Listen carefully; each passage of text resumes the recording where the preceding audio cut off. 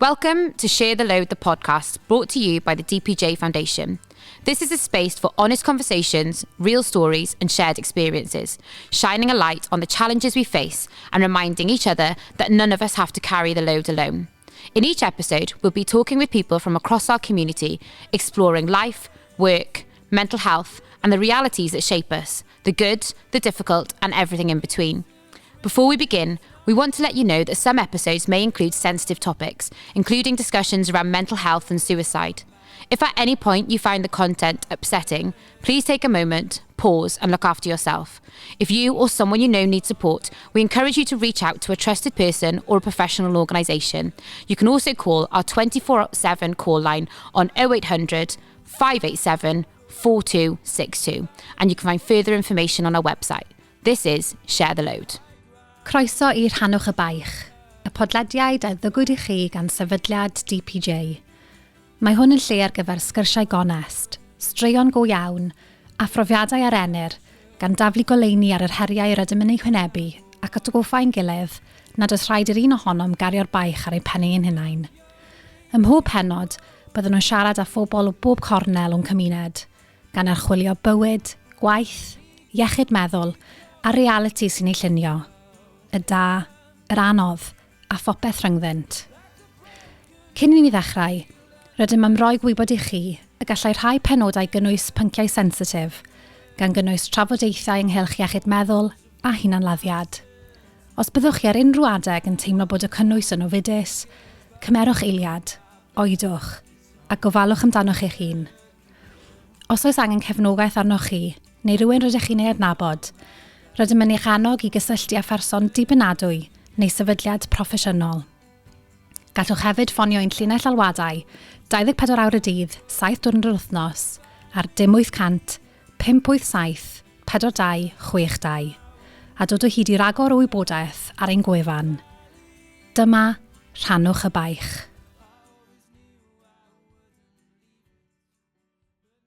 Hello and welcome to our next episode of the DPJ Share the Load podcast. And I'm really delighted to have, really strangely, people who I've seen on the telly for many years, but now I regard as when I see you, I can say hello to you and I know you, which is really lovely. I've also got Anne joining me today. Do you want to tell a little bit more about yourself, Anne? Yeah, sure. So I'm one of the DPJ Foundation's regional volunteers, but during the day, I'm a news and livestock reporter for Farmers Weekly.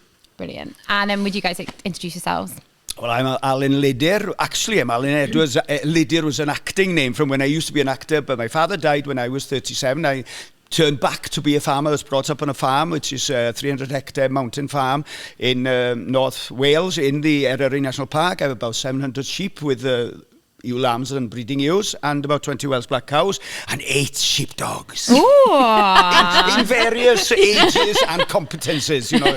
2 pups, 2 retired, in the middle, they're pretty good. Yeah. And it's carnage there. They have the best life ever. Amazing. The sheepdogs do, yeah. They do. Yeah. One of my neighbours used to say, if I come back in another life, I want to come back as a dog in Cae Yes. Because they're in and out the house with me all the time. But anyway. First time I went to Cae Coch, got into the door, and what was there facing me on the stairs was that 2 sheepdogs. And then there was pet lambs being fed then by the fire. It was brilliant. Brilliant. And I was like at my house last night with the sheep running around, the lambs running around the kitchen, the dogs licking the lambs are trying to suck on this dog that's definitely not got udders. It was all just chaotic, but dogs have a good life, don't they? And of course, you present on Welsh television as well. It did, on Ffermio. And, you know, also do a little bit of voluntary work for the Wales Farm Safety Partnership, which kind of works hand in hand, really, with DPJ in terms of looking after our farmers, really. Absolutely. And Meinir, if you'd introduce yourself. Well, I'm Meinir Howells. I'm a TV presenter, farmer and a mother.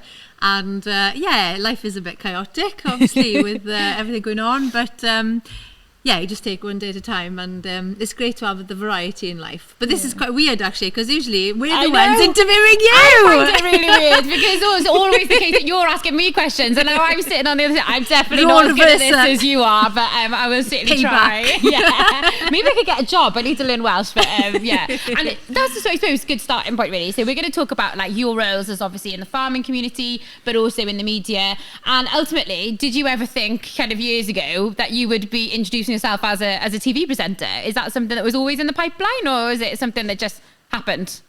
God, for me, it was far from it, really. And this is part of the change that's taken place in farming, really. Because when I'm 66 now, I'm actually getting money for just existing, as one of my neighbours said, so I get a pension.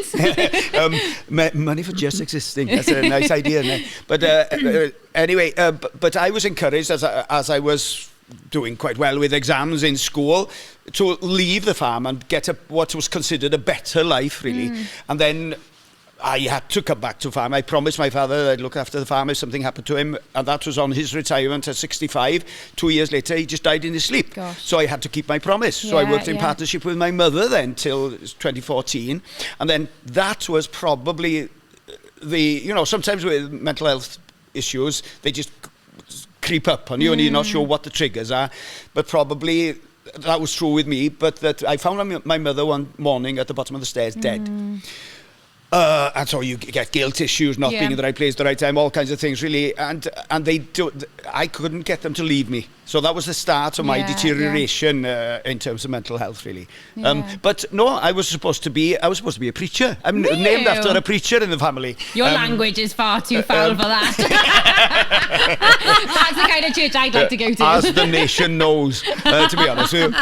It's true. But and I do speak publicly quite a lot. Just tell funny stories about my acting career, but also talk about mental health and stuff like that. And I swear strategically, just when people are beginning to nod off, you say, fucking this, and they go like that. You wake them up a little bit. Exactly. Nobody gets to sleep on my watch. So, and what about yourself, Meinir? Is it something that was ever in your kind of like goal? Or? Well, actually, no. When I was when I was brought up by... Were you going to be a preacher as well? No, I wasn't. No, a farmer. And only a farmer. So my mother and father, both of them were at home full time. And at that moment in time, it was quite rare because most of the time the wife did go out to work. Yeah. But my mother and father, both of them were home full time. So everywhere my mother went, on the tractor, feeding cattle, feeding sheep, I'd be there with her. And I always wanted to be a farmer, and that's all I knew of. But I did remember, I used to watch like Cem Glad and Fermio, and Di Jones Llanelli, legend, and just thought, I'd love a job like him, like having a bit of a nosy around on people's farms and meeting people and having the time of his life, really. I thought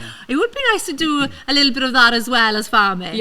But never thought it was possible. I was living in the middle of nowhere in Cyplysac, Llandailo, and I thought everything in the media happened in Cardiff. I didn't know anybody in the media, as in like contacts in Cardiff, so I thought, I'll just park that idea and forget about it. But as things changed and experiences and opportunities came, the big one, of course, was the YFC, I think, and that was the game changer for me.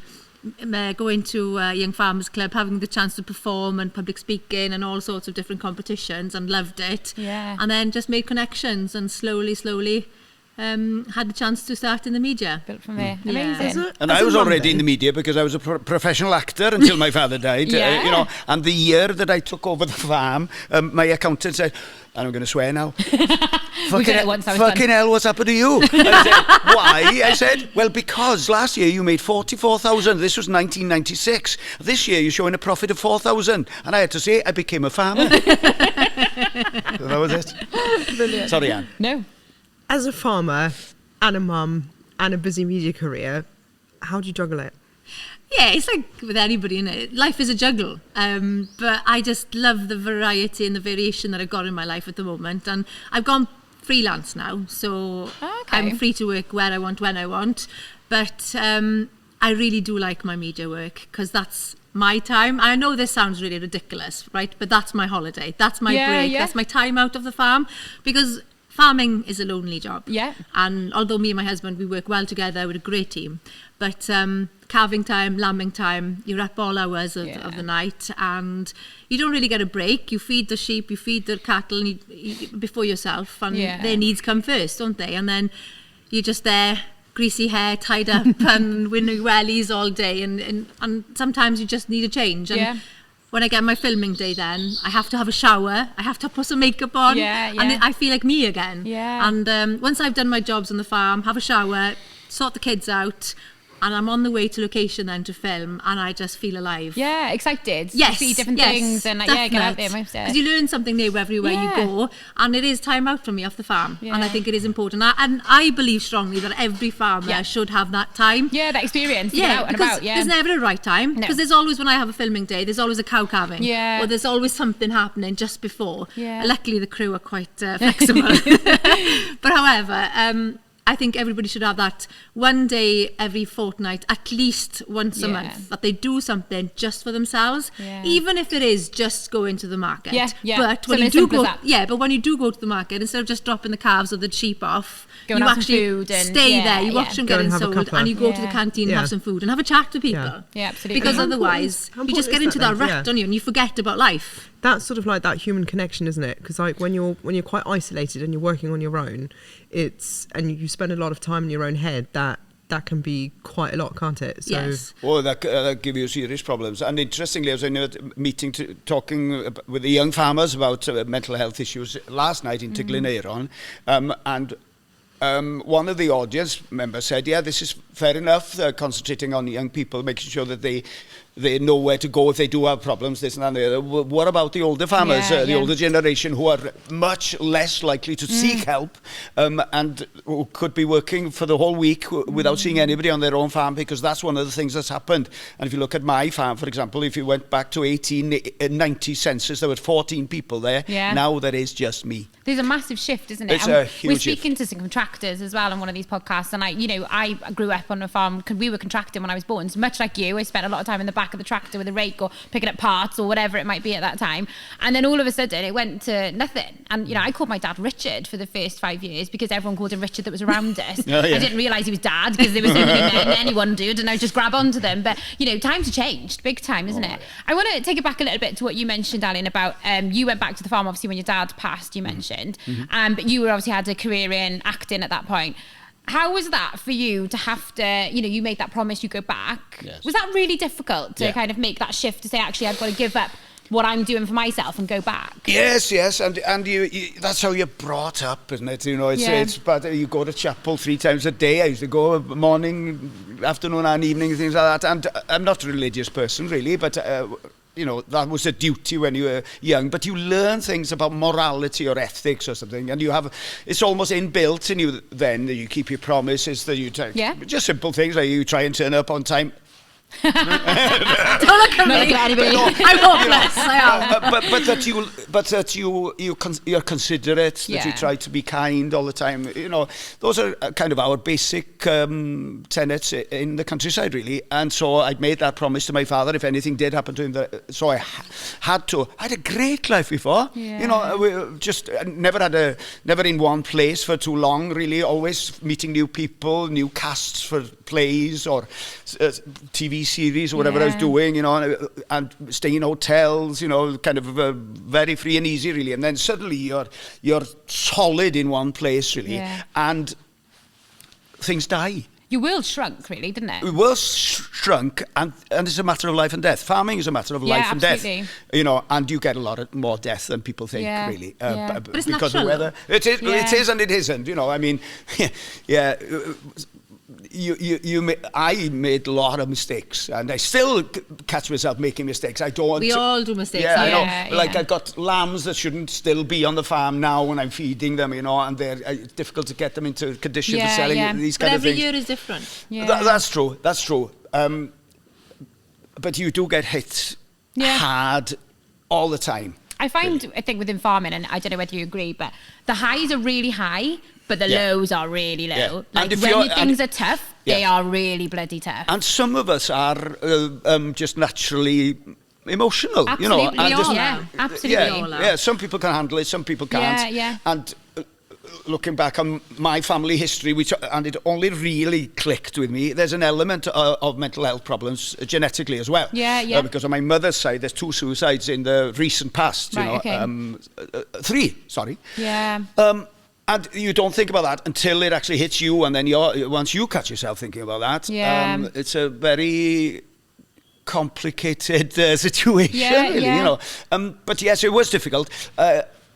Great thing, And somebody last night said that one of the things they do is they keep some kind of a notebook if they have problems. Yeah. My father kept a diary, which he'd write every Sunday afternoon usually, and just weather, facts, numbers, etc., etc. But that's how I farmed. I ran the farm for about 2 or 3 years from my father's diaries. Because really, amazing. you know, I left the farm when I was 18, went to university, trained as an actor, and that was it. I didn't think much more about it, about farming. Really used to turn up sometimes for shearing and stuff. But you don't know how to run a business, you know, if you're just dropped in it one day. And it's very complicated. It's multi-layered. Yeah. You're a mechanic, you're a vet, you know, you're a nutrition expert, you're a bloody weather forecaster. You know, you name it, you've got to do it all, really. And a gambler, very much a gambler. Shall I mow? Shall I wait? Those things, you know. So you're always... you often have to make decisions without consulting anybody. Yeah, and that's a lot of pressure, isn't it? And you mentioned about kind of like obviously you grew up on the farm and that was something you knew you always wanted to do.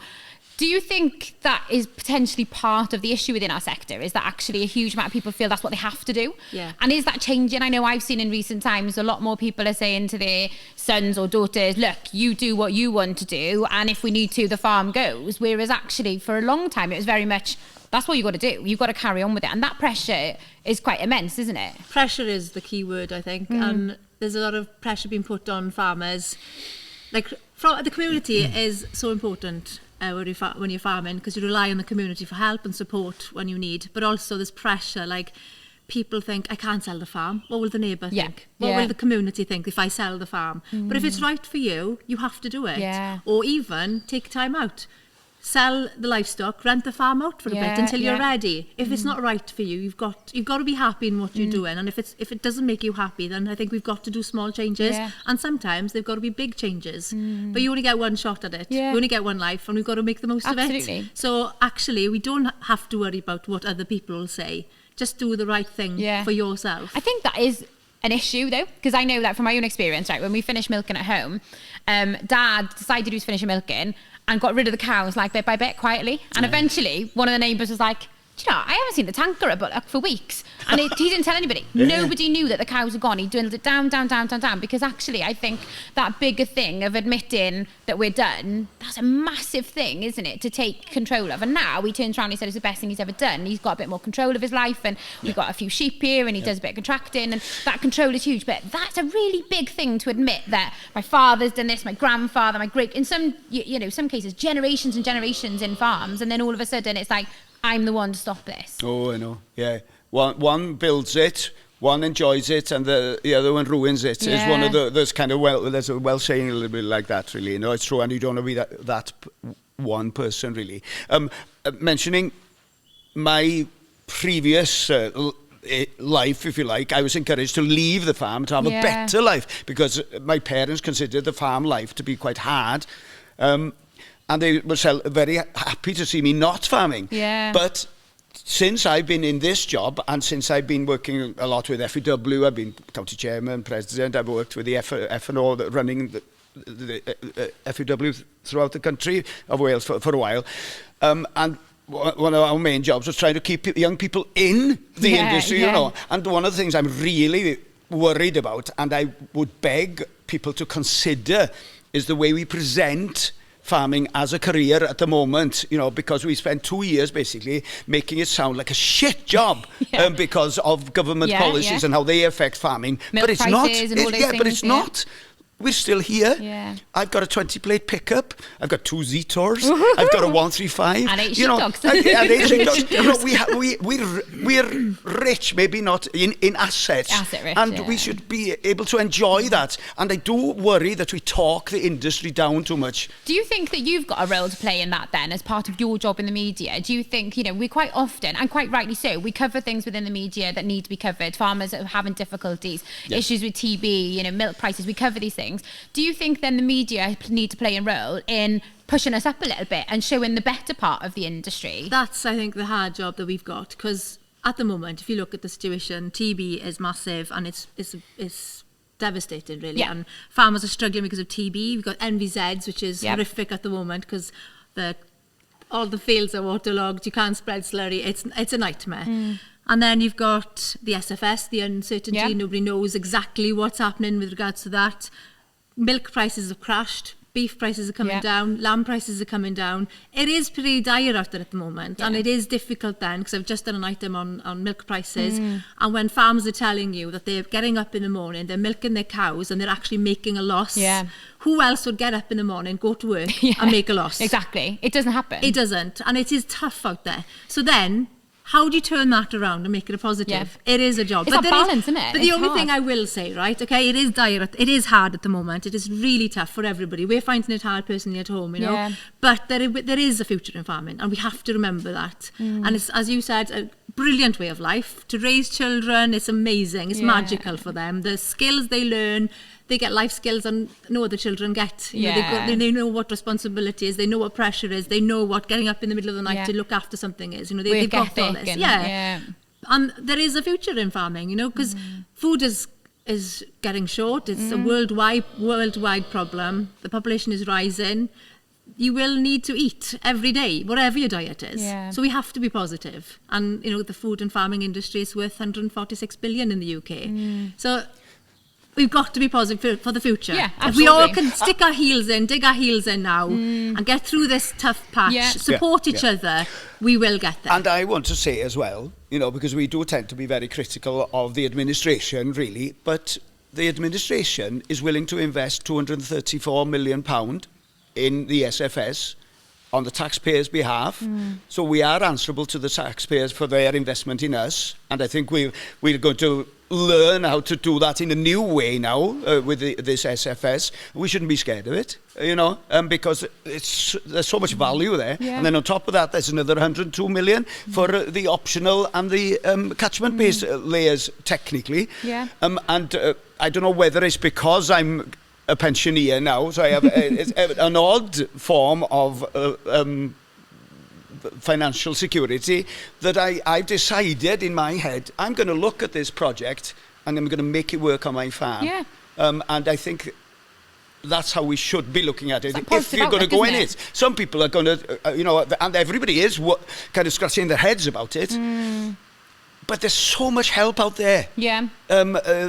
You're not alone, even in the dealing with the SFS. Okay, it's going to cost you something to get some advice, but if that advice is going to give you some kind of financial security for the future for your farm, then take it. Take It's it now. investment, isn't it? You're not going to need it every year. But it's like you're with just going to need anything. it to set up. Yeah, in any role, you've got to be able to kind of like invest in certain elements of it to be able to grow, haven't you? You know, as a teacher, I do certain things to be able to grow my job, and sometimes that costs money. And it's unfortunately in farming, maybe we don't always look at that in the same way. We just keep to try moving on, don't we? And I think having a positive outlook on the things that you've just discussed is really important, because there are a lot of people out there who are not having a positive outlook on it. Yes. And I suppose I want to touch a little bit on social media and influencers, and I hate the word influencers, but there are a lot of influencers out there. Yep. And I, personal view, some of it is quite negative, you know, and this is going wrong in farming and that's going wrong in farming. And, you know, we've discussed about having that positive outlook on farming. Yep. You know, is that important that we kind of, like I said, as an industry, you know, do we need to just look on the brighter side? Is it that simple? Well, yeah, and I think we just got to be wise with social media, really, and realise what's going on, you know. Yes, we look at, I don't want to talk about anybody specifically, really, but a lot of it is to do with the financial side of social media. Once you get a certain amount of hits and clicks, and you're just using that clickbait to make a living. Yeah. And nothing wrong with that. That's uncriticisable, really. But when you're also... Farm diversification, isn't it, it's a very clever form of diversification. It's a sitting duck, really. But I do think those people have a kind of ethical duty to be a little bit responsible about what they're putting out there and considering what the effect is. And the people who are doing it will probably say that they do. You know, so yeah, we've just got to learn how to filter it, really, because I did an item recently with a absolutely stunning woman called Meinir Howells up in Llandewi Brefi, who was 36, got 4 daughters. Her husband, who works for CCF, And she decided that she was going to open a cafe. The cafe was closing, the bank in Tregaron. Oh no, I'm going to keep it going. I'm going to open it as Alun Elidyr. And then she realised that the county council were going to try and close the Mart cafe in Tregaron Mart. And she said, what do you need to not close it? Because they were saying it was condemned, basically, almost, you know, it wasn't hygienic or anything, really. Didn't bother the farmers, mind. And they mistakenly gave her the list of what needed to be done, and she said, I'll pay for that. And she did, and the mart is still going. Brilliant. You know, you've got to stand up and... And I know that our lorry's been up in Tregaron Mart as well this week, and they had... Oh, that was with you, yeah. And they had a brilliant time up there. And I think they were actually talking about who you've just discussed as well. Oh, she's awesome. She's absolutely awesome. But if you look, but what I'm getting at is look at her social media. Yeah. And she posted something really...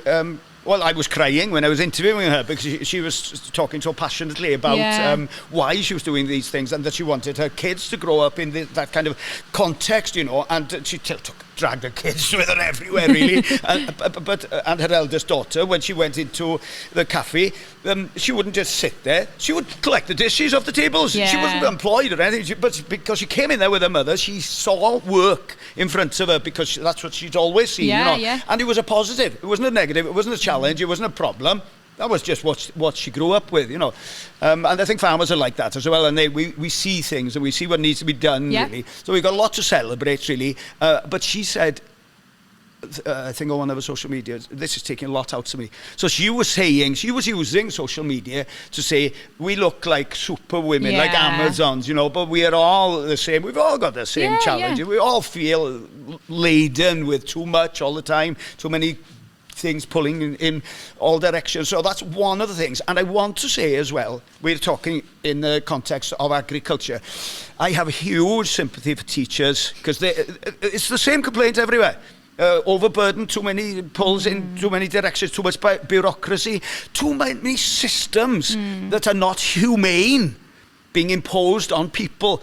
Where did we get that from? What went wrong, you know?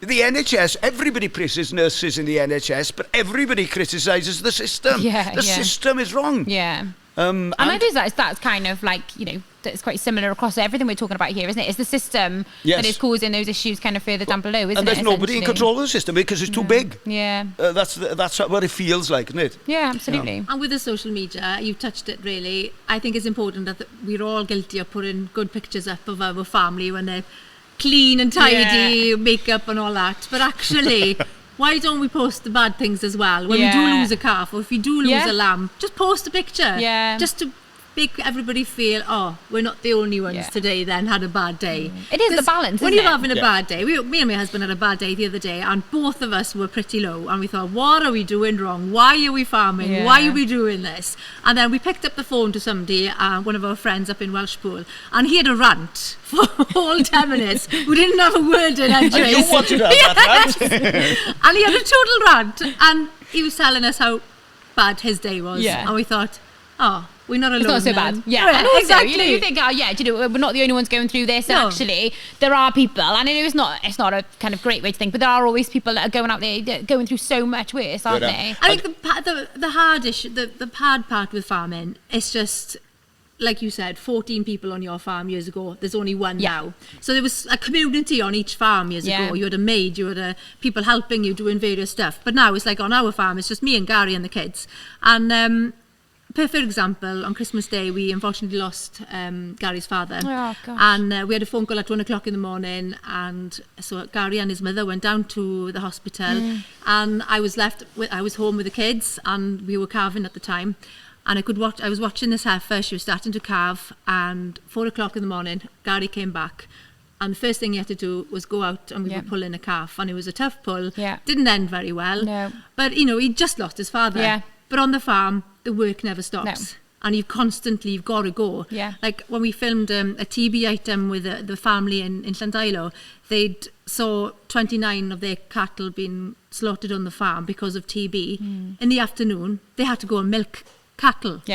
You don't have time to grieve. You don't have time to have time out. Yeah. You're constantly on that roller coaster. Yeah. The cows need to be fed. One of the things I wanted to speak about was that, really, I suppose, and because I experienced that myself, you know, the day that Daniel passed away, all of this happened, and then 3 o'clock, Dad had to go milk the cows, you know, and he was out there, and, you know, God forbid, I can't imagine what that must have been like for him, having seen what had panned out that morning, but life had to carry on, didn't it? How does that impact you then? Because obviously you're both covering some of these things that are really difficult, but also they must at times be really close to home and touch a little bit too close potentially. So how do you deal with that then, and being able to, you know, you talk about them having to kind of at the end of that day carry on with what they're doing, but you've also got to carry on with what you're doing, and that must be really difficult. Yeah, I think that's the challenge, you know, when we go on farm and when we do these stories, whatever the story is, most probably we're affected by it as well. Yeah, absolutely. We're going through the same thing as them. Like, TB is a big hot potato in our house, and, you know, if TB did hit us, it would hit us bad, because we're a suckler herd, and if we don't sell the calves, then we don't have any money coming in, so it would financially break us. We'd have to keep these calves for much, much longer. We'd need more infrastructure. We'd need more grass, more food. We'd need more money, but no money coming in to feed them. So where would we go? So, you know, I understand totally when I'm doing these issues with farmers, and Alun the same, we understand what they're going through, because most probably we've been or going through the same kind of feelings as them. So it is hard. But I think, you know, the fact that we understand what they're going through, hopefully we're getting the best out of them, and hopefully we can help as well with the situation, because it's sharing the load, isn't it? Yeah. There is quite a responsibility, isn't there, for the media, because but it is also our job to help people tell their story, so that those who wouldn't necessarily understand what the big issues are and why it matters to them, but that doesn't mean it bypasses you in a 30-mile radius, does it? No. Well, when we did that TB item in Llandailo, it happened to be my friend Enid, and she phoned me on the 2nd of January, desperate to do an item on it, to bring it to light what they were going through. Yeah. And Enid is the nicest girl out, and she's not a public speaker. She wouldn't have dared to be on camera before. Yeah. Like, if I've asked her to go there and do an item, a normal item, she would have definitely said no. Yeah. But before she phoned me asking me to do an item, she was desperate. Her and her husband were desperate to share their story and get it out there. So, and the impact they had was immense, really, because what it did was bring to light what was happening on farms across Wales. Their situation wasn't unique. It was happening across everywhere. Wales. Yeah. And it was, you know, a weekly thing.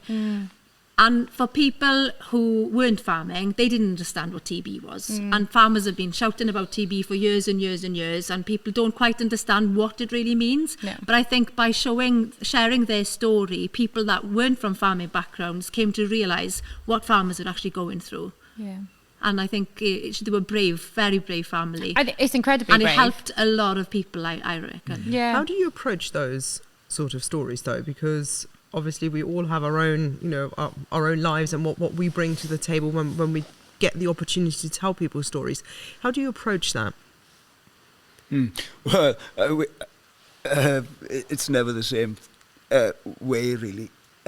In a way, it's good that I understand a little bit about mental health problems and that I know what's out there for support. So I always bring that with me, really, and I suppose experience is part of it, really, because I was talking to a young girl who found her boyfriend had committed suicide, and she found him, which I didn't know, because we get, as presenters, you know, the research, the item is chosen before we know about it by the administration of the TV company, and then we get these kind of notes from conversations that researchers have had, so we have some kind of idea where we're going to, and you have red warnings, don't do this, don't do that, and one of the things that I was specifically not supposed to do was mention the lad's name who had committed suicide, and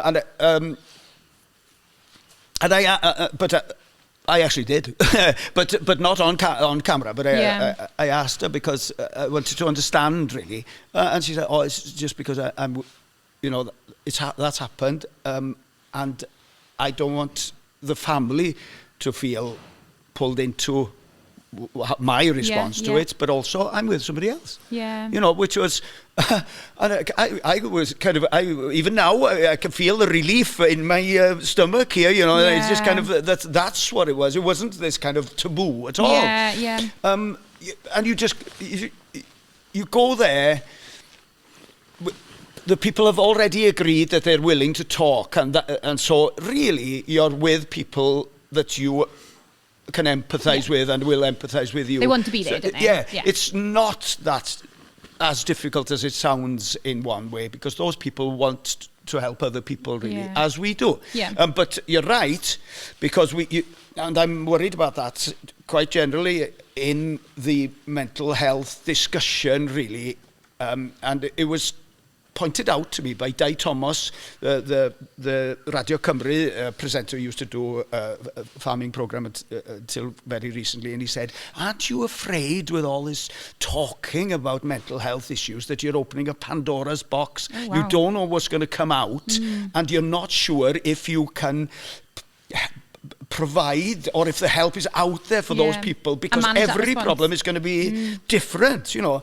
And there is an element of that, because, you know, we celebrate the fact that we have charities in the what Welsh Government calls the third sector, which they like to cooperate with in terms of mental health provision in the countryside. They're not cooperating with us, they're totally relying on us, actually, if it wasn't for the third sector. And then you think about what Angela Merkel said at one time, you know, yes, you are very proud of your charity sector in Britain. Here, we just are willing to pay our taxes. And they've got a national health system that works for them, you know. Yeah. So I am worried about the branches of our provision, whether it's there in terms of psychological help in the professional sector of the National Health Service, and also I'm worried about the GP angle to it, where people are not really that well trained to deal with mental health issues, and they will turn to meds, to drugs, rather than deal with the actual problems. And that's where DPJ and people like that, and also the community comes absolutely. in, really. Because in the end, the community is kind of the biggest part. And I think this is why DPJ has got as far as it has, essentially, is because of the community and the people that are around us. Absolutely. And all of those people are part of our rural community. And I think, you know, you mentioned this, we're really lucky in the sense that although we are third sector and we are reliant on it, there are lots of organisations that are specifically for agriculture that we kind of almost cover nearly all bases. And that's a really, for me, I feel confident that when we're supporting people, we can support all angles. And I suppose that's helpful for you as well. Like you said, you go with those tools knowing where that support is. I wouldn't have felt very confident of that 10 years ago. No? It's quite telling the evolution of that provision. But I reckon how things have changed in farming over that 10 years, there is more of a need for you. Yeah. Because, like, I remember when I was younger, we wanted to take cows to Mart, we could just do it. Yeah. We get up in the morning, we think, there's a good trade in Llandailo yesterday, let's go to Carmarthen today. We couldn't think about doing that today. No. We've got to make sure the TB test is right. We've got to make sure they've got 2 tags in them. We've got to make sure the paperwork, the passports are right. We've got to make sure that the movement restrictions are right. There's just so much pressure on farmers that these days. Isn't it? It's so because pressure. Of the build-up of pressure, everything, the bureaucracy and everything else that's come with farming, it's made it harder for the farmer. Absolutely. There was one case, I won't name him, but friends of ours, he was the wife, a lovely girl, lovely man, everything was great. But the wife had decided she was leaving. The day she was packing the house and leaving, he was having a phone call to say that he'd have a full cattle tag inspection the following day. And he said, well, I'm really sorry. Is there any chance we can delay this? My wife's leaving me and I'm in a bit of a mental, not very stable crisis at the moment. Really, I'm in a crisis. It's all happening and it's all happening now. Yeah. Sorry, he said, I've got to be with you within 24 hours. Yeah. And that inspector came to the farm within 24 hours. Well, you can imagine the pressure on that guy. Yeah. It was immense. Do you think more needs to be done then in that sense with regards to the understanding? I mean, you know, obviously we've talked here, we all know fully well, we've lived it, we know what those pressures are, we know what those difficulties are. Is there more that needs to be done for those external external agencies to understand those pressures, to have a little bit more understanding of what's going on? Well, we're governed by the party at the moment in Wales that created the Wellbeing of Future Generations Act and appointed a commissioner for it. So every policy was supposed to come up under that umbrella. What is well-being? How can you hear about that situation and then proceed totally as normal and call it anything but an abuse of well-being? You know, they're not following their own policies. And it comes down to even things like letters that are sent and you know, the correspondence that comes from these organisations, you know, and like, let's be realistic here, you know, the correspondence that comes through sometimes, it's really difficult to understand. I had a dead cow one time. And when I was ill, and I sent her away, as I should have done, but I forgot to do the BSE test on her. And I got a letter saying, you're going to take me to court and things like that. I said, it was a fucking mistake. I wasn't well, I wasn't thinking. And you get a letter saying that you could end up in court here. You could be facing prosecution. I have to say, in mitigation, when I phoned them and I explained the situation there, I got a very favourable response. So it is down to individuals, how agencies act. So we need a little bit of standardisation and a little bit of humanity in there. There's so much rules and regulations these days to abide with, and farmers aren't allowed to make mistakes. Because if you do, you've got to pay hefty fines. And it's quite hard then, isn't it? If you break the 6-day rule, or if you take cows to market and they're a day or two out of TB, it's you know, you're threatened straight away, aren't you? And we all get bad days. We all get good days. But, you know, sometimes, we are a bit off. But we still have to go and milk those cows. We still have to carry on. You're not allowed to have a bad day. I remember having a conversation many years ago to do with health and safety on farms and how farmers should behave when they have an inspection from the health and safety executive. And remember being fundamentally outraged by the response I had from some of the officials there who had so little empathy. You know, who said, you know, when they come on a farm and they see that maybe the animals are quite right, or their immediate sort of go to default position is, well, they've made a mistake, they've done something wrong. Not once would they have naturally considered that, hang on a minute, maybe something's not quite right. Maybe that person is struggling. Maybe they're ill. Maybe they're unwell. But the default position was, you know, they've made a mistake and therefore they should get fined. Yes, and that's quite worrying with what changes are going to come to the courts, isn't it? Things like magistrates will be taken out. That's one of the things that policies have been discussed now. Those magistrates, those normal GPs, are people like us, and they do have empathy. They've always had it. And you take that kind of citizen law assessment out of it, I think you're going down a very, very dangerous hole myself. You know, I hope it doesn't come about. We talked a little bit here about, obviously, we've got our views on certain policies and things like that, and you know, I'm sure anyone who's listening has certainly got their own views on things. Have you ever faced any backlash then for what you've put out in the media or things that you've done? You know, have you felt any of that negative backlash? We talked about the positive all the time. If you want to know how well an item has gone, go to the mart the following day. Oh, really? Fair play. People are very honest. Are they? Yeah, but I like positive feedback, as in. Constructive. Constructive, I mean, not positive. Obviously, positive would be better. Yeah, positive is great. I only like positive. I don't hear the other stuff, not interested. No, constructive. I believe strongly in that. If I've done something wrong, then it's great to have some feedback so I can improve myself and develop. Now, that's important. But referring back again to that TB item I did, and I was horrified that day. It was a bad day. It was the worst day of filming I've ever had, right? But it wasn't my story. No. It was the family story.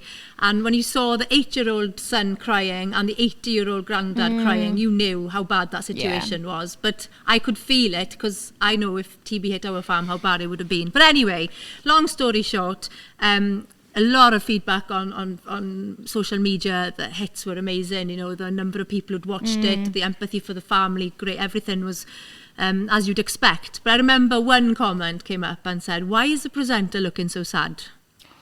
And there was quite a long story following it. Why should I look so sad?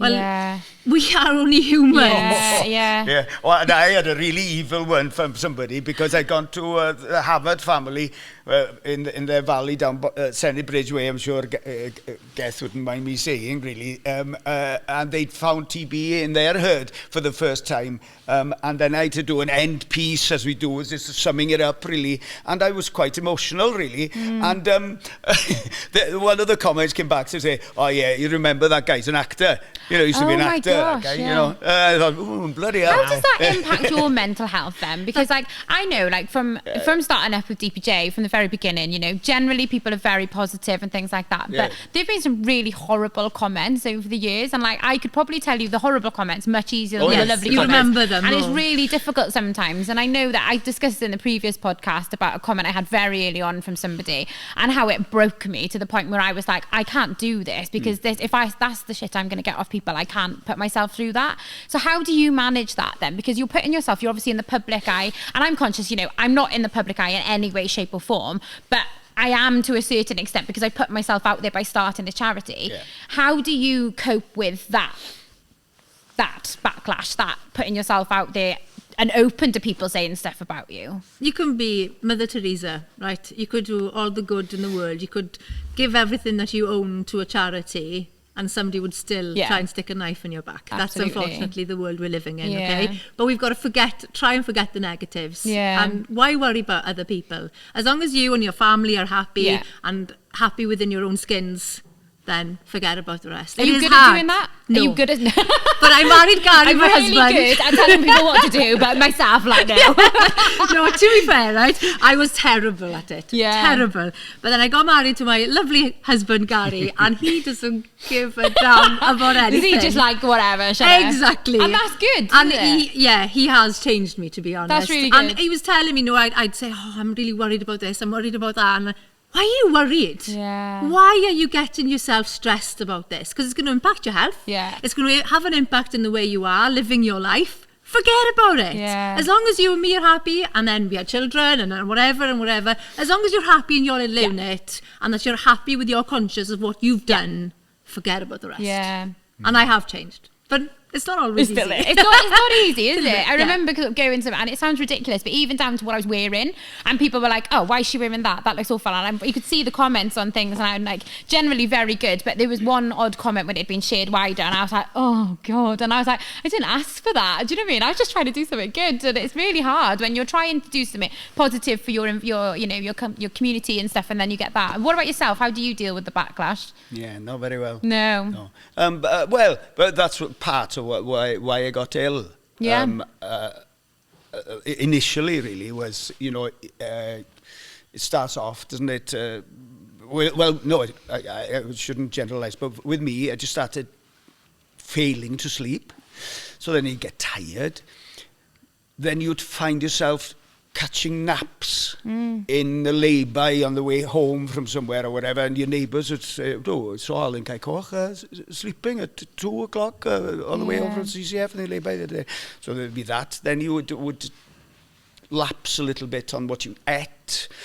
You'd be worrying all the time. In my case, I'd be awake until somewhere around 3 o'clock every night, sweating. You'd be physically sweating. You'd have a ball of adrenaline that would never leave you. It didn't leave me for months and months and months.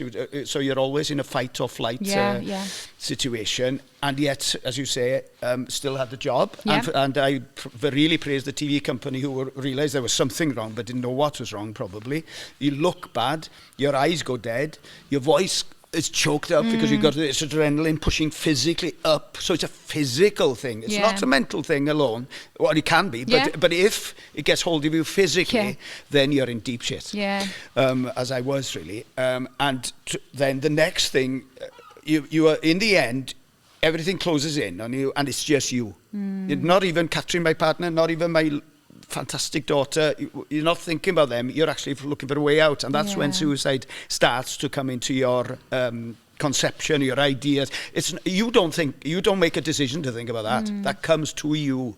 It offers you ways out. What's the obvious way out of here now? Yeah. So, and as I was presenting at the time, and I do an item, and you fail all the time. That's the other thing. In an item you're doing a piece to camera, which it's only three bloody sentences ever, but I couldn't put 3 sentences together and just keep it in my head tidily. You're interviewing people, so people see you. They perceive you looking bad or feeling bad or not in control, and then you know you understand what they're thinking. You understand what maybe 30,000 Welsh people are thinking when they're looking at you on the screen. You can't do anything about it very much, you know. So you're thinking, how can I get out of this? And so I'd be driving home. I think I could just drive off the road here. I could drive into that wall, whatever.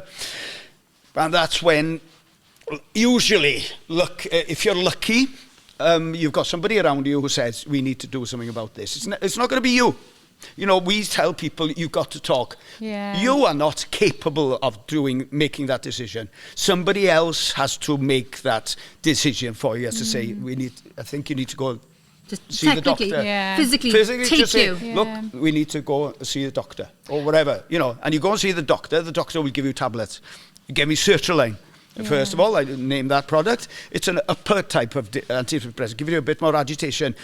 Bad idea. How did that make you feel when you were taking it? It did. Well, whether it's placebo effect or not, it made a difference, made a change. But also, I was in the system then, wasn't I? You know. And you open the box of the tablets, and it says, "May give you suicidal thoughts," and you go, "That's not the first thing you want to read, is it?" No, it's one of the first things it tells you in there, and you're thinking. But that's frightening as well, because you're putting something in your mouth that's going to emphasise those feelings that you're already having. Yes, you think. So you're really more confused, actually, because you're now in the treatment stage, and then you need to sleep. More than anything, you need to sleep. And the only way you can get rest is you take another tablet. So that's a Zopiclone. That's a sleeping tablet. And that pulls you back then? Oh, that's bad. That's poison. That's poison. What helped you most? What helps me most? My neighbour, who would phone me and say, supper is on the table at 7 o'clock. Come down. I'll watch you eat. You don't have to say anything, then fuck off home. That's it. But he knew he'd feed me, maybe twice a week. And then another neighbour would phone, what are you doing now? And I would say, it's the winter. It's the winter gets you always. It's the weather. Weather is murder every now and again on a farm. And I was just sitting in all my overalls, just soaking wet, in a fairly cold house, not really everything scruffy, including me, and he would turn up and say, let's do an hour and a half, 2 hours with the sheep and sort out. Let's see, those aren't looking very good. Let's take them out, sell them. Let somebody else worry about them. So it's those people around you that pulled you out of that, essentially. Absolutely, to the hilt. So what would be your advice then to say there's somebody listening to this now who has got a neighbour or a family member or a friend who's going through something like this and they don't know what to do to be able to help them? Like, what would you say to that person to kind of give them that, to help the person that they're worried about then? Yeah. Just be brave, really, and start a conversation. It's the start of that conversation, and maybe they need to tell that person, because my partner, Catherine, would say, I can see it coming on you. Yeah. I can see it coming again. Did you see it physically? No. That's what I could see with Dan, was very physical signs. Well, with me, it's I deny it. Okay. I deny it. I fight it. I resist it. I say, no, everything's fine. I've got it under control. Just give me time. Give me time. Give me time. But Catherine was saying, no, you're losing it. You're losing it. You're losing it. And I'm very, very, you build your systems, don't you? You build your self-defences. Yeah. If you've been farming on your own for 28 years, I've been on my own farming now, really. You build systems for yourself, really, and you don't want anybody else in there. If somebody turns up on my farm now, it's a bloody nuisance to have somebody trying to help me, because I've worked out how I do it. I have to think about them then and kind of adjust my jobs, really. Yeah. And it's, that's just how I am. I'm not saying that for everybody. No. But would you think that reducing the load, not share the load technically, always like share as in talk, but also reducing your workload as well that's helps? Everything. That's everything. Yeah. What's causing the problems, the pressure, You cannot carry on doing the things you did. Even if you get better, you have to change something. So you have to say, and it's working out what that is, isn't it? It's the biggest working problem. Out, and somebody else may be able to tell you better than you can. And it's usually something to do with too many fucking sheep or something. I personally don't feel like I've got enough. Everybody's got that problem. Exactly. I'll be having Meinir's 11 o'clock at night as well, having him molly lambs again. I've done that before. Exactly. But, and then one of the best advices I had, of course, is give yourself something you can succeed at. A target. Small things, small tasks. Say, today I'm gonna fix that dry stone wall that's fallen down. Just focus on one thing, and by the end of that day, by the time you're going in for a panad, that's going to be a secure border again for the animals. Just little things like that. Feeling as well of like, do you know what, I've achieved it's overwhelming. that. Exactly. That's really good. Because that's what happens to you. You get overwhelmed, and that's the start of it. It's just too little much. Wins, and instead of just wins. Focusing on that dry stone walling bit that you need to do, you think about the fencing that needs to win, the feet that needs to be trimmed. You give and there's just so many things more and things pulling you down. And then it looks worse and worse and worse and worse. Yeah. And you're just How good are you at saying no? helpless. Not very good. Yeah, I'd say yes to everything. And that's my bloody There's a problem. common theme here. That's why we're all sat here. That's a great question that I would answer like this. Because last night we did a mental health event, which is bloody big, really, into Gleneyre, and there's probably about 200 people there, really.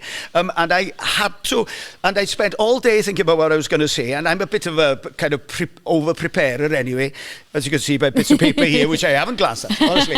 But I was driven to say the first thing I said to that audience and to the organisers was, what the fuck do you think you're doing inviting people who have admitted to having mental health problems to come and talk about their mental health problems in public and go back to their version of absolute hell? Yeah. But I know why we do it, and I always say yes, because every now and again somebody says, and it's the weirdest people. I had a sheep dealer in the mart come up to me one day and say, you know what, I'd be like that. Yeah. And 2 bottles of wine a night, and when you said that, and you're just well, I'm not an ordinary farmer exactly, but you're just a farmer. You're pretty to say normal. that. It makes a difference. It does. So so long as it makes a difference, I'm willing to do it, but I absolutely hate it. Yeah, I suppose it is. You've helped a lot of people. It's really difficult, isn't it? Because not similar, but in a certain, I opened up my story and Dan's story, and once you've opened that, that's almost becomes that bigger part of you, then, doesn't it? And it's hard to kind of like, I'm Emma. Yeah. But I'm always going to be Emma from DPJ. You're DPJ. I'm always Emma going to be Emma DPJ. DPJ. And I think, and you're always Alun, but you're always going to be Alun who's had your mental health issues, but you've come through it because you opened up about that. Yeah. And I think it's really important you've done that. But obviously that comes with quite a lengthy, a life sentence of owning that, doesn't it? Yes. But I will also add, right, being on TV, people think, they got the perfect life. They're always smiling. They're always, having a good time on TV. Their life is You get a holiday in the Royal Welsh. But, we are humans. Absolutely. And we feel, we suffer, we go through these challenges like everybody else. Yeah. And for Alun to do what he did has been amazing. Absolutely. For the whole industry, but also it's been a life changer, the I would say, wider actually. community as well. Because, everybody thinks, Alun, because every time you see Alun, he's always smiling. He's always jumping around. Yeah. And when he's doing after dinner speaking, he jumps on the table and he has a good time. And he's brilliant. The hands are going. And every time he works, he does it professionally. Absolutely. But then, even Alun has those moments. Oh, yeah. And we all do. We all do. Yes. Yeah. So I suppose that For you leads to me do on that then has to been kind amazing. of the last sort of question that I'm going to ask you is, we all have those moments as we've just talked about, and something we ask on everybody who comes on our podcast is, what do you do to, when those moments come, how do you empty your bucket? So our buckets get full with lots of different things. What do you do to empty your bucket? Who's going to go first? Can I go first? Because I've got a great one, and it's only another version of an addiction, really. Because I'm going to be on mirtazapine, which is one of those antidepressants probably for the rest of my life, really, and I've accepted that. I wanted to get off drugs, but it works for me, and that's fine. And that's perfect. That's fine. It works but that's not it. You know what I do every Thursday night? I play five-a-side football. I play five-a-side football in Bala with not a farmer, a postman, a guy who works for Open Reach, a kid, 14-year-old kid. There is one farmer. He's 69 and he's still at it. He's a bloody good footballer. And then I go for one pint of beer with them in the pub, and then I drive them home. Because I know one of the things... The 14-year-old Steemans, he's got to get back. He's really looking forward to coming to the pub with us. I bet. So he hasn't been allowed yet. But it's something, it disconnects you completely from the whole thing. And those people are happy. Yeah. They're not miserable. They're not complaining about their lifestyle. Because all of that is empty in their bucket. Yeah, because you're all empty in the bucket while you're but there, they know about my history. They know me really well. Yeah. And the other night, for example, just to finish the story, even when I wasn't able to go to the football because it was that mental health event. Oh, yeah. Or was it? No, it was something the night before. But one of the lads messaged me, come for a pint after, even if you're not playing, you know. Isn't that amazing, though? It's like fantastic. the equivalent of that bloke coming around and say, come for supper with us. Yes. Is now, you can come and do that. And you found that. Do you have a team name? No. We're just the Reds. We always lose. The Red Losers. Yeah. But you're having a great time while you do it. You've named us now. No, I haven't. The I Red didn't name you the Red Losers. I'm sure you're brilliant, but no. Meinir, what empties your bucket? I don't know, various different stuff, innit? But what I'm a strong believer in is a hug. Oh. And not just a hug, but a good hug. Yeah. 20 And a seconds. coach, I'd say in Welsh. Yeah, at least, right? yeah, And coach. I don't care who you are, where you are, but Yeah. if you feel down and you have a nice coach, yeah. everything feels better. And like this morning now, my little one, he got up and I was busy doing something and he went and gave Gary a coach. And he went back to the other room and he was doing his own little thing. And then he came back in about 10 minutes and he said, Mum, I didn't give you a coach this morning. Oh, that's so lovely. we're all big coaches in our house. Yeah. I think it is, you know, when you're feeling that, a bit down and grey or whatever, and then you have a good Have a coach. bit of a coach. Yeah. That's lovely. That's number one. And then just listen to music. Just your children or animals Are as you well? having more than one? Music. Oh, okay. Do you? What's the music And, you into? something I can sing. Oh, I blast you like that. belt it out? Yeah, belt it out. So Okay, if you got in your car now and you had to choose any song to belt out, what would you belt out? yeah. What you call it? That's pretty good. I don't even know. Yeah. It's so good, I can't even remember. Give us a rendition. We'll save that for the car journey on the way home. No, my children introduced me to the most modern kind of songs at the time, and then I just cling on to that. But Brilliant. no, blasting music. Yeah. I put my headphones on quite often. If I got to go and like sort of straw out in the shed or something, headphones on, music up, singing my little solo out. And I had noise cancelling headphones for Christmas. They're the weirdest things ever because you can have everyone around you and you've got a clue. So I'm singing my Luke Combs, belting out in the shed, sheep everywhere, and somebody's going, Emma! And the kids are screaming, we're hungry! I'm like, woo, having a whale of a time. All good. What about you, Ad? What empties your bucket? Well, getting better at saying no. Yeah? So Something we're not very good at. No, I am not very good at it, but getting better. Yeah, so to make yeah. sure that the bucket doesn't get quite as full in the first place, we're learning. Prevention is better than cure. Yeah. Lego. Oh, I love Lego. Whoa. Wow. Yeah. Love a bit of Lego. Yeah, love a bit of Lego. There's an actual like Lego therapy is like a thing. Yeah. We do it in school. Lego therapy for kids. Yeah, it's really good kind of concentration, talking. Yeah, it's just like literally you're there with your little bags and all of the little. What have you done gazillion recently? pieces. What I have done, huge Harry Potter fan. Oh. So I've done a little car. Nice, The little Ron's little cars. I've done that one, and next on my list, still sitting there in a box ready to go, is the Book of Monsters. Oh. I'm a bit frightened because it says it's for like 9 years plus, but they lie on those boxes. It's definitely like 39 plus for sure. Yeah, and obviously, try and get out, do as much walking and getting some exercise, and just spend a lot of time in front of the screen, and so just try and get out there. Brilliant. Well, thank you very much. How has it been being like the other side? What of about it? you? Oh, come on, mine's Emma. different all the time. I think I've got issues. We know we've got issues. But I change every week. So like in the summer, I'm like, paddleboard, and then I like running, and then I like cycling, and then I like cross stitch, and I like taught myself to knit in lockdown. So mixing it, basically. Oh, a bit of everything. Whatever takes my fancy at the time, essentially, is what I'll do. But being outside, I really love my job. I'm a teacher through and through, I think, and I really enjoy it. So I think I do find being with the children, I teach reception now, which is great. So being with them is like an absolute tonic. And I know many people would be horrified at thinking going into a classroom of 30 little children is not the idea of fun. But for me, it's, when you've got a little kid going to you, why does your face look like that? And what are you doing? And they're so honest and brutal, and you can't laugh, you can't do anything but laugh, they're brilliant. So it certainly empties my bucket going to work, that's for sure, and going away from it all. So So has it been all right being this side of the microphone and like You've been questioned? kind-ish. Kind, mostly. No, She still won't sing for me though. No, it has, because what you're seeing is a form of therapy. Absolutely. You know, yeah. Certainly for me, I would admit that really, that I almost want to talk about those kind of issues now, and I want to. They're better for being out there really than... Because they're not sitting in your bucket. They're not. Whether you're consciously deciding to dump them or just to share them, it does make a difference. So your strapline, share the load, is at the core of the beginning to be cured. Absolutely. Well, thank you very much. It's been really wonderful to have an insight into your lives and in the media and things, but also to realise you are really normal as well. You are normal people, just. We'll make sure if we see anyone trolling you, we'll make sure we comment below that you're lovely people and not to be nasty. But I can't thank you enough for joining us. So, no, thank you very much. Thanks for all you do. No, thank you very much.